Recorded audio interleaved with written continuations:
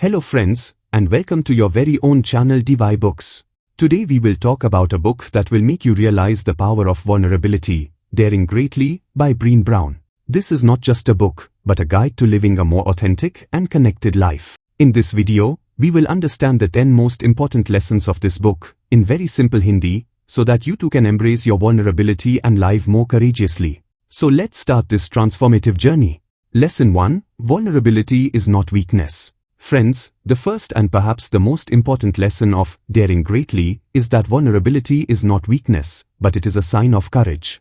Brené Brown says that in our society, vulnerability is often associated with weakness.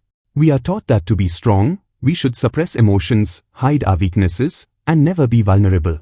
But Brown's research shows that it is actually the opposite. Vulnerability is the place where courage, connection, and authenticity are born. When we allow ourselves to be vulnerable, only then can we make deep connections with others, only then can we express our true self, and only then can we achieve our full potential. Let us understand this with the example of a relationship. Let's say you meet someone new and you start liking them. If you are afraid of being vulnerable, you'll hide your true feelings, you'll present a fake persona, and you'll never form a deep connection with that person.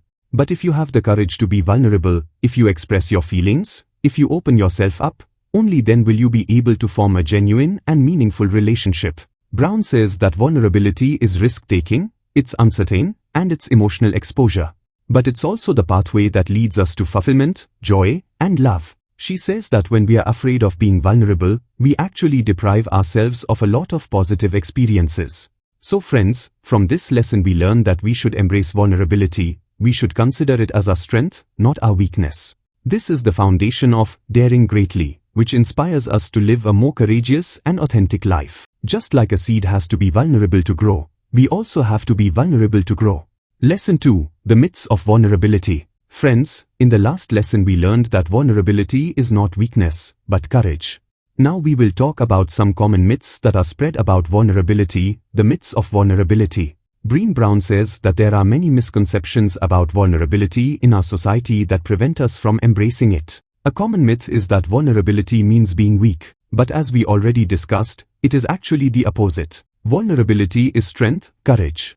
Another myth is that vulnerability is only about negative emotions, like fear, sadness, or shame. But Brown says that vulnerability also exists in positive emotions, like joy, love, and belonging. When we love someone, we are vulnerable because we take the risk of rejection. When we put our heart into something, we are vulnerable because we take the risk of failure. Another myth is that we should be vulnerable to everyone. But Brown says that vulnerability should be based on trust. We should be vulnerable only to those people whom we trust, who will support us, who will not judge us. Let us understand this with the example of a friendship. You may have many acquaintances, but you have only a few close friends whom you trust blindly. You are vulnerable only to those friends because you know that they will understand and support you. Brown says that vulnerability is a choice, a calculated risk. We have to decide in front of whom we will be vulnerable, when, and how much. This is not an all-or-nothing situation. So friends, from this lesson we learn that we should not believe the myths spread about vulnerability. We should understand that vulnerability is strength, it exists in both positive and negative emotions, and it should be based on trust. This is another important lesson from Daring Greatly, which inspires us to live a more authentic and connected life. Just like a flower opens to sunlight, we too should open to vulnerability. Lesson 3. Shame and vulnerability. Friends, in the last lesson we discussed some myths about vulnerability. Now we will talk about another important topic which is closely connected to vulnerability: shame and vulnerability. Brené Brown says that shame is a very powerful emotion that prevents us from being vulnerable. Shame means feeling that we are flawed, that we are not enough, that we do not deserve. This can be a very painful experience, and because of this we are afraid of being vulnerable, because we are afraid that people might judge us, that people might reject us. Brown's research shows that the antidote to shame is empathy. When someone understands us, when someone doesn't judge us, when someone connects with us, we are able to heal from shame. Let's understand this with the example of a childhood experience. Suppose, when you were young, you made a mistake, and your parents scolded you a lot, shamed you. This experience creates a message of shame inside you, that you are not enough, that you do not deserve. And then, when you grow up, you are afraid of being vulnerable because of this shame, because you are afraid that people may judge you in the same way again. Brown says that shame is like a web, like a trap that keeps us trapped. It keeps us away from connection, authenticity, and fulfillment. But when we show the courage to be vulnerable, when we share our stories, when we connect with others, we are able to break this web, and we are able to become free from shame. She says that vulnerability and shame are opposites of each other. Where vulnerability creates connection, shame creates disconnection. Where vulnerability is courage, shame is fear. So friends, from this lesson we learn that we must recognize shame and heal it with empathy. We must show the courage to be vulnerable, share our stories, and connect with others. This is the way to be free from shame and live a more authentic life. Just like a bird's wings help it fly, vulnerability helps us to be free from shame. Lesson 4. The Armored Life. Friends, in the last lesson we talked about the connection between shame and vulnerability. Now we will talk about another important concept which is closely related to shame, the armored life. Brené Brown says that when we are afraid of shame, when we are afraid of being vulnerable, we wear a kind of mental armor, an armor that works to protect us from pain. But Brown says that this armor does not only protect us from pain, but it also cuts us off from joy, love, connection, and belonging. When we live an armored life, we are not able to experience our full potential. We live a limited and inauthentic life. Let us understand this with the example of a soldier. A soldier wears armor for his protection in battle. This armor protects him from enemy attacks, but it also prevents him from moving freely. Similarly, when we wear mental armor, it protects us from emotional pain, but it also prevents us from fulfilling relationships and experiences. Brown says that armored life can have many forms. Some people go into perfectionism, that is, they try to make everything perfect so that no one can criticize them. Some people go into humility, that is, they completely shut down their emotions so that they do not feel any pain. Some people go into criticism, that is, they always criticize others so that they can avoid criticism themselves. Brown says that all these behaviors are ways to avoid shame and vulnerability, but they give us even more pain in the long run. She says that there is only one way to remove the armor: to be vulnerable, show courage, and share your stories. When we do this, only then can we make authentic connections, and only then can we live a fulfilling life. So friends, from this lesson we learn that we must recognize our mental armor and show the courage to remove it. This is the way to live a more authentic and connected life. Just like a bird is free from its cage, we too must be free from our mental armor. Lesson 5. Embracing vulnerability. Friends, in the last lesson we talked about the armored life, that is, the mental armor that we wear to avoid shame.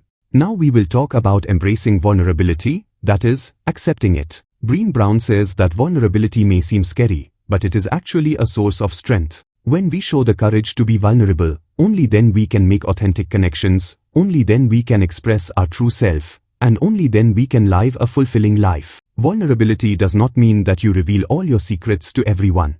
It means being open in those moments where you know there is risk, where you have uncertainty, where you have emotional exposure. Let us understand this with the example of a creative project. Suppose you make a painting and you are afraid to showcase it in an art gallery, because you are afraid that people will judge it, criticize it. This is vulnerability. But if you showcase your painting despite that fear, then you are becoming vulnerable, and this very vulnerability gives you the opportunity to grow, learn, and connect with others. Brown says that the antidote to vulnerability is courage, compassion, and connection. When we show the courage to be vulnerable, when we have compassion on ourselves and others, and when we make genuine connections with others, then we are able to embrace vulnerability. She says that vulnerability is not a weakness, but it is a sign of our bravery, our authenticity, and our humanity. When we are vulnerable, we are real, we are authentic, and we inspire others to be the same. So friends, from this lesson we learn that we should not fear vulnerability, but rather embrace it. This is the way to live a more courageous, authentic, and connected life. Just like a bird spreads its wings to fly, we too should express our full potential by embracing vulnerability. Lesson 6. Cultivating wholeheartedness. Friends, in the last lesson we talked about embracing vulnerability.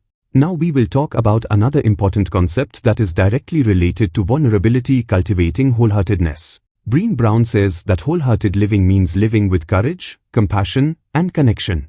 It means embracing vulnerability, accepting our imperfections, and believing that we deserve love and belonging. This is a journey, a practice, in which we have to make constant effort. Brown's research shows that wholehearted people share some common qualities. They are courageous, that is, they are not afraid of being vulnerable. They are compassionate, that is, they are kind to themselves and others. They are connected, meaning they form genuine relationships with others. And they are authentic, meaning they express their true selves, without any fake persona. Let's understand this with a parenting example. A wholehearted parent does not give conditional love to his children, meaning he does not love them only when the children are perfect or meet his expectations. Rather, he gives unconditional love, meaning he loves the children as they are, with their imperfections. Brown says that wholeheartedness is not a destination, but a journey. It is a practice in which we have to make an effort every day, embrace our vulnerability, challenge our shame, and have compassion on ourselves and others. She says that when we live wholeheartedly, we experience more joy, love, and belonging. We live a more meaningful and fulfilling life. So friends, from this lesson we learn that we must cultivate wholeheartedness, that is, live with courage, compassion, and connection. This is the way to live a more authentic and joyful life. Just like it takes effort to cultivate a garden, it also takes effort to cultivate wholeheartedness. Lesson 7. Cultivating resilience. Friends, in the last lesson we talked about cultivating wholeheartedness. Now we will talk about another important quality that helps us face difficult situations: cultivating resilience. Brené Brown says that resilience does not mean never failing or never experiencing pain. Rather, it means the ability to bounce back from difficulties, that is, the ability to recover from them, learn from them, and grow from them. When we are vulnerable, we take the risk of pain and failure. But when we are resilient, we learn from that pain, grow from it, and become even stronger. Brown's research shows that resilient people share some common qualities. They believe that they are the authors of their life stories, that is, they are not victims of their circumstances, but they can shape their lives. They recognize and manage their emotions. They are not afraid to seek help, that is, they do not hesitate to ask for support from others. And they practice gratitude. Let us understand this with the example of a sportsperson. A sportsperson may lose a match, he may get injured, but if he is resilient, he will learn from the defeat, recover from the injury, and come back even stronger. Brown says that resilience is a skill that can be developed with practice.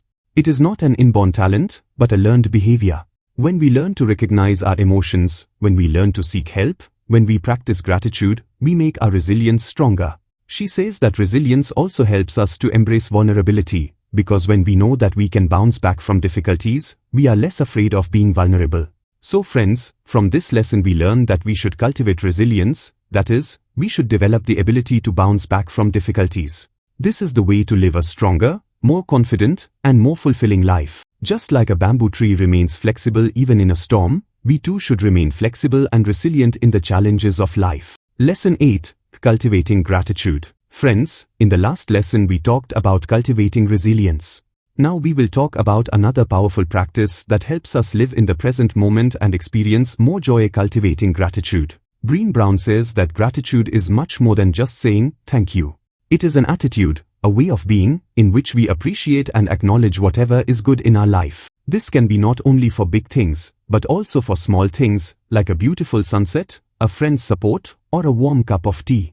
Brown's research shows that people who regularly practice gratitude are happier, more optimistic, and more connected. They are also less prone to stress, anxiety, and depression.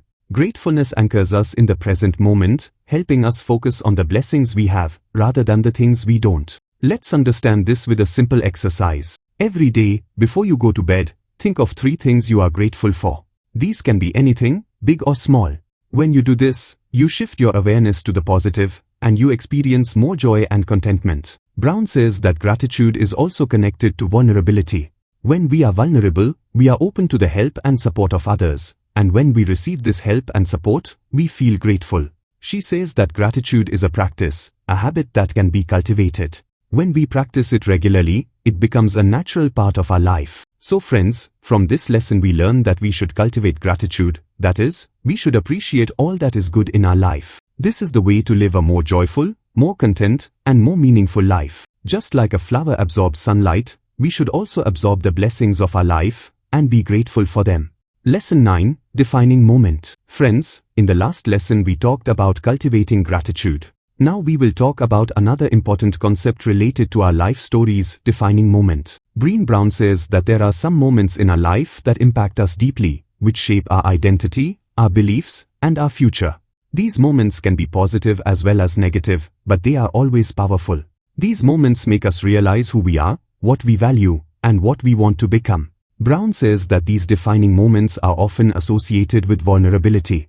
When we are vulnerable, we are more open to new experiences, new learnings, and new connections. And this vulnerability helps us create defining moments. Let's understand this with a personal example. Suppose there came a moment in your life when you had to face a big challenge, like the loss of a loved one or a serious illness. This can be a very painful and vulnerable experience, but it can also teach you how precious life is and give you the opportunity to re-evaluate your priorities.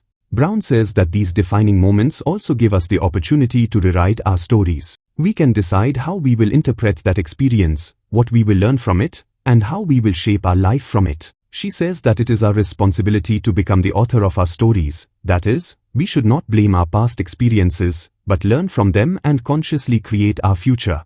So friends, from this lesson we learn that we should identify the defining moments of our life and use them for our growth. This is the way to live a more meaningful and purposeful life. Just like an artist creates a painting with his brushstrokes, we create the story of our life with our choices and experiences. Lesson 10. Living a wholehearted life. Friends, in the last lesson we talked about the defining moments that shape our life stories. Now we will talk about the ultimate goal of daring greatly, living a wholehearted life. Brené Brown says that wholehearted living is not a destination, but a journey, a daily practice.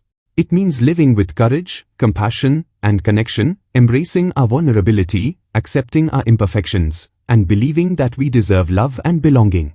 It is a life where we express our authentic self, without fear or shame. Brown says that a few things are necessary for wholehearted living. First, courage, that is, the courage to be vulnerable, to take risks, and to share our stories.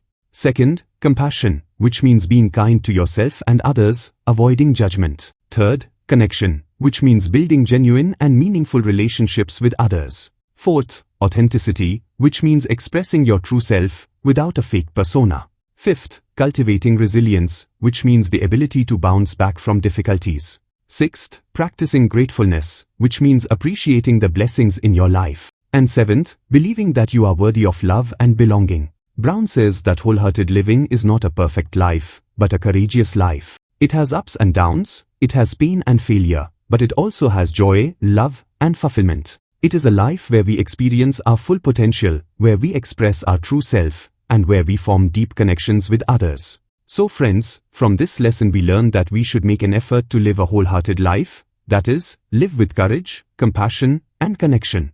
This is the way to live a more meaningful, joyful, and fulfilling life. Just like a tree is strong from its roots and spreads through its branches, wholehearted living makes us strong internally and connects us externally. So friends, these were the 10 powerful lessons from Daring Greatly by Brené Brown. We learned how embracing vulnerability, challenging shame, and living wholeheartedly can lead us to a more authentic, connected, and courageous life. This is not just a summary of a book, but a guide to living more bravely, loving more, and belonging more. Hope you enjoyed this video. If you did, please like, share, and subscribe, and comment below which lesson you found most resonant. See you in the next video. Until then, dare greatly.